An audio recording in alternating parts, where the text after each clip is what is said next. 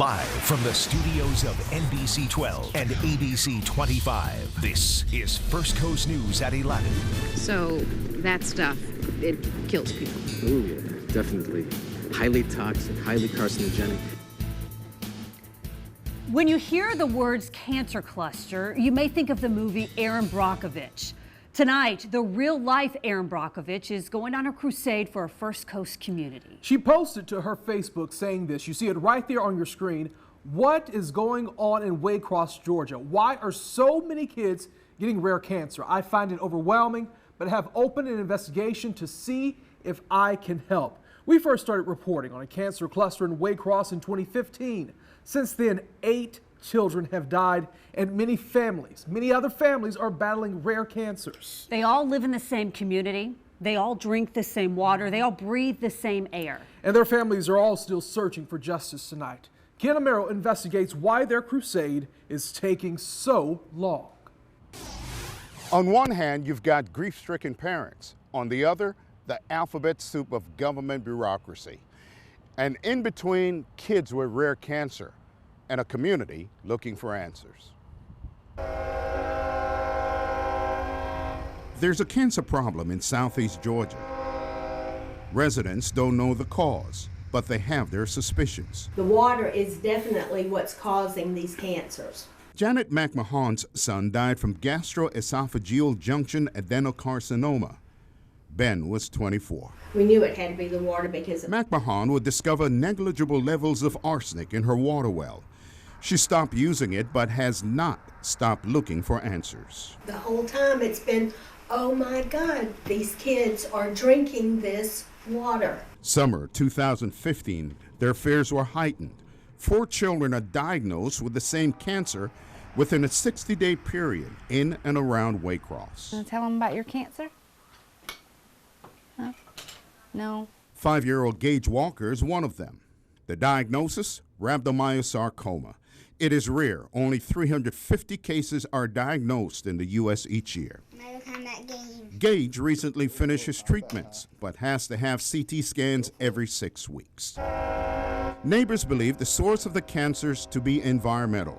Last December, the CDC's Agency for Toxic Substances and Disease Registry began its investigation. It's my understanding that on the CSX side, the Georgia Department of Health has finished their review. Investigators are looking at 2 locations, the CSX Rice Rail Yard and the former Atlanta Gas Light property. The Atlanta Gas is now under review. The community group called Silent Disasters, tracking the cases of childhood cancer in and around Waycross. We've spent about $10,000. Last May, the group collected water samples from several locations and sent them to a lab. And we found lead-210 and polonium-210 and radium-226 in that water system. Joan Tibor moved out of Waycross after an illness. We tested at some homes, okay? Some homes where we knew people were having health problems, all right? And they tested over. The numbers were elevated over EPA standards. But there's no proof that it's related to a source of pollution. We don't know the source, but we do feel like we know what has triggered the escalation. The Georgia EPA in a publication says small amounts of radium and uranium occur in groundwater in certain parts of Georgia, and elevated levels are naturally occurring and not the result of pollution. We need to be putting something in the newspaper that says, hey, all you people on private wells, we're seeing something here. Silent Disaster submitted its findings to the CDC and would like them to act on it. They're on Monday. the clock. I'm raising teetotal hell on Facebook. These crusaders say they're not ready to give up on their effort to find out what's causing the cancers in their community. On your side, Ken Amaro, First Coast News. Very interesting story there from Ken. New at 11, an officer with the Jacksonville Sheriff's Office was taken to the hospital tonight with a possible leg injury after colliding with the truck. This all happened around 9 near the intersection of Wilson and Lane. JSO tells us the officer was on the way to a call at Eureka Gardens when he failed to yield the right of way while making a left turn. The driver of the truck was not hurt. Also new tonight, a big development surrounding a deadly shooting at the Jacksonville landing. That shooting that left a teenage boy dead back in January has now been ruled justified. First Coast News' Hani Rodriguez is live outside the landing with the latest on these developments. Hani? That's right, Heather. We just received that update from the state attorney's office. They're ruling that shooting that killed 16-year-old Kamoy Peterson justified, as you mentioned. Earlier this month, a report from JSO revealed more into exactly what happened the night of January 16th right here at the Jacksonville landing. Tariq Solomon was initially just a person of interest in the case, but later became a suspect. According to JSO, surveillance video, though, showed Solomon pulled out a gun and shot Peterson. Solomon was charged with carrying a concealed firearm and then became a suspect in the case. He pled guilty to charges of having that concealed weapon and is now on probation for 2 years and will have to live with his parents until he graduates from high school in June. He is just 18 years old. The state attorney's office says it won't be pursuing further charges against Solomon. The mother of the teenager who was killed, Kamoy Peterson, spoke to us at a vigil for her son just days after that shooting back in January. Take a listen. His heart was pure. He was never disrespectful.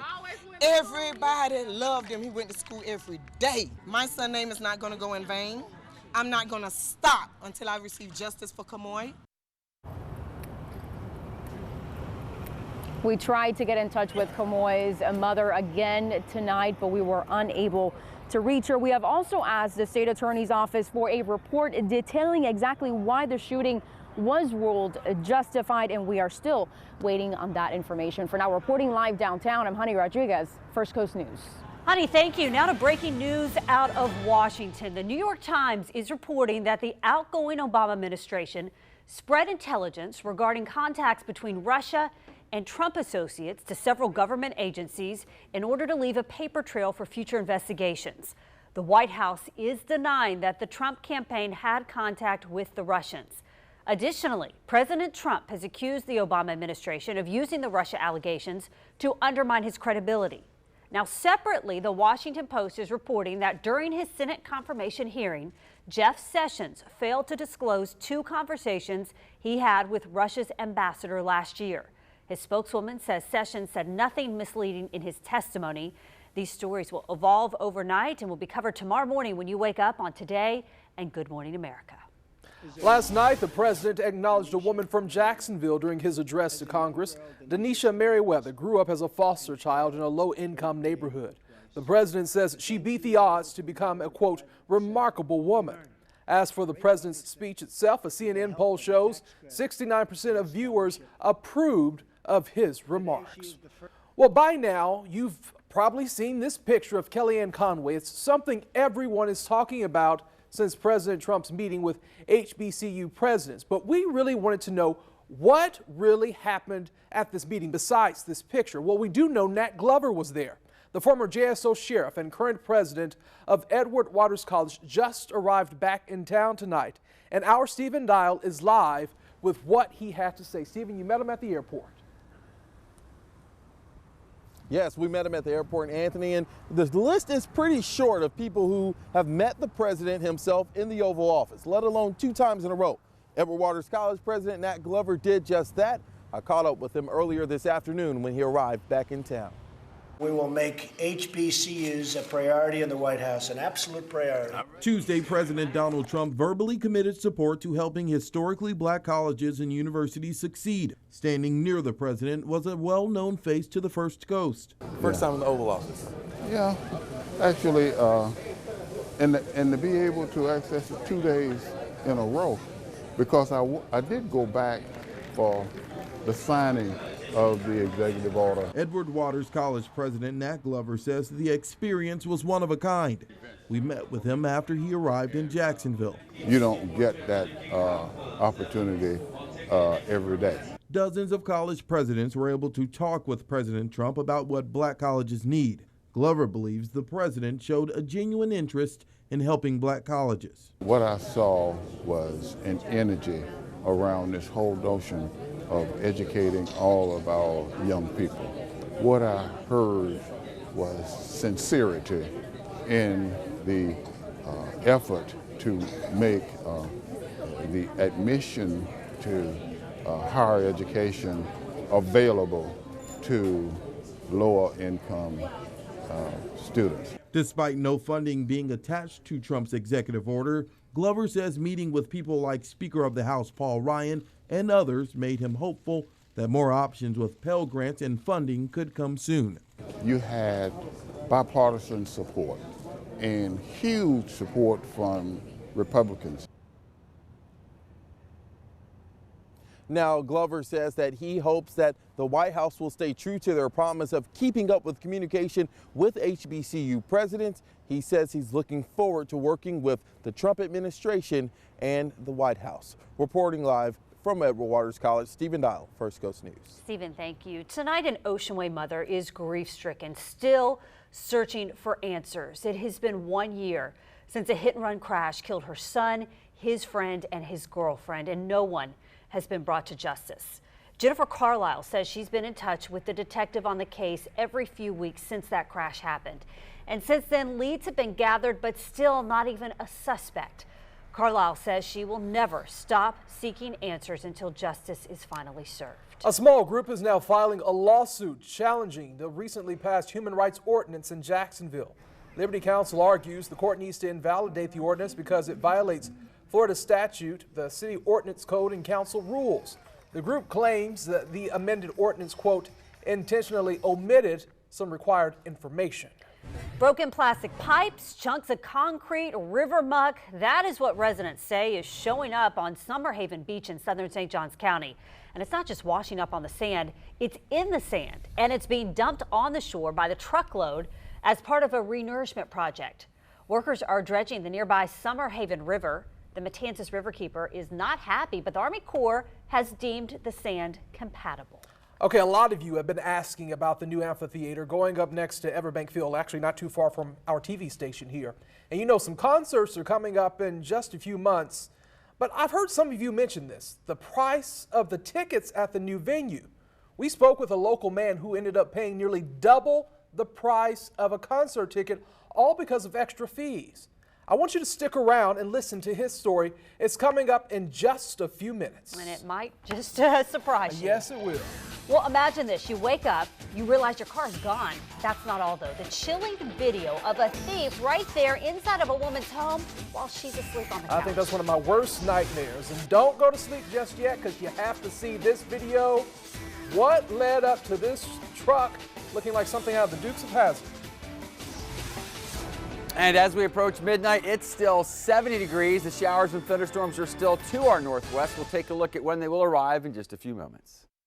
You know, a lot of us get upset at the airlines for charging extra fees, fees for extra bags, extra leg room. It's frustrating, but we know about it and we just kind of grin and bear it. But tonight, First Coast News has learned that there's another industry doing a similar thing, and it'll hit you right in the wallet if you plan to party at the First Coast's newest concert venue. First Coast News' Brittany Dion has that story for us tonight from downtown Jacksonville. Jacksonville's new amphitheater, Daly's Place, is quickly taking shape. Lots of people are already purchasing tickets to upcoming shows. But one guy we spoke to today says that he was shocked when he saw how much he was paying in extra fees. The service charges are almost as much as the face value of the ticket. A Jacksonville man who wishes to remain anonymous says he went online to buy tickets for his family to see the Foreigner and Cheap Trick concert at Jacksonville Amphitheater, Daly's Place. An event my kids are really excited to go see. He says he selected 4 $39 tickets. You know, figure $160 plus some service fees. We expect that. Monty wasn't expecting the final total. Final checkout was $242.70 on 4 $39 tickets. A $9.50 facility fee and a little more than $11 service fee per ticket.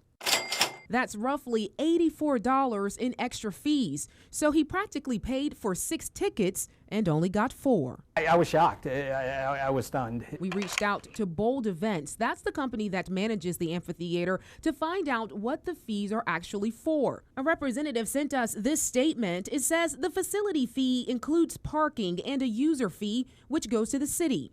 A city rep says the user fee is $2.50. The funds are used for capital expenditures and maintenance. As for the service fee, Bold Event says every dime goes to the online vendor, in this case, Ticketmaster. We then compared the fees at Daly's Place to similar venues. Tickets to see the Steve Miller Band at the St. Augustine Amphitheater cost $54.14. The service charge is $8.95 with no facility fee. Parking is free. At Veterans Memorial Arena, it'll cost you $48 to see a Stevie Nicks concert, plus a $1 facility fee and a $12.55 service fee. A parking pass will cost you an extra $15. The difference?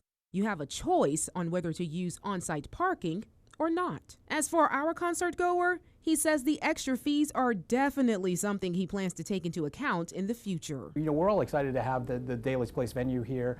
It adds so much to the city, and we understand we have to pay for it, but the fees were a little eye-opening. Bold Event says that their facility fee is up to industry standards, and if you would like to avoid paying a service fee altogether, just come down in person to the site and buy your tickets here at Everbank Field. Reporting downtown, Brittany Dion, First Coast News. Brittany, thank you. A Miami woman says she was asleep on her couch. Well, look at this. A burglar just starts rummaging through her home, and this surveillance camera video captured the whole thing. So you can see the woman, she's walking around. This while the homeowner was right there on the couch snoring. She had no idea what was going on. At one point, her dog even walks into the room, jumps up, but never even barks. I looked at the video, and that's when I saw what happened. Yeah, like walking right past me to go look in another room to see what else she could find of value. Now, the homeowner says that the woman took cash, took expensive jewelry, and also the keys to a car that was parked in the driveway. That car vanished. The burglar vanished as well. She has not yet been caught. Wow. New tonight, the judge who presided over Casey Anthony's murder trial is opening up about the case years after her acquittal. He says he believes Anthony accidentally killed her 2-year-old while trying to quiet her with chloroform. Judge Belvin Perry says he thinks Anthony used chemicals to try to stop her child from crying, but mistakenly used too much and killed her. Anthony was acquitted in her toddler Kaylee's 2008 death. Well, this looks like something straight out of the movie Fast and the Furious. Look at this video of a high-speed chase today. It ended with that truck crashing and going airborne. Police say that it was an inmate who escaped a prison release program. He stole that truck, an employee's pickup truck. Officers put down the spike strips, causing the inmate to lose control, and then that happened. Watch again as this truck just reams out of control, flies through the air.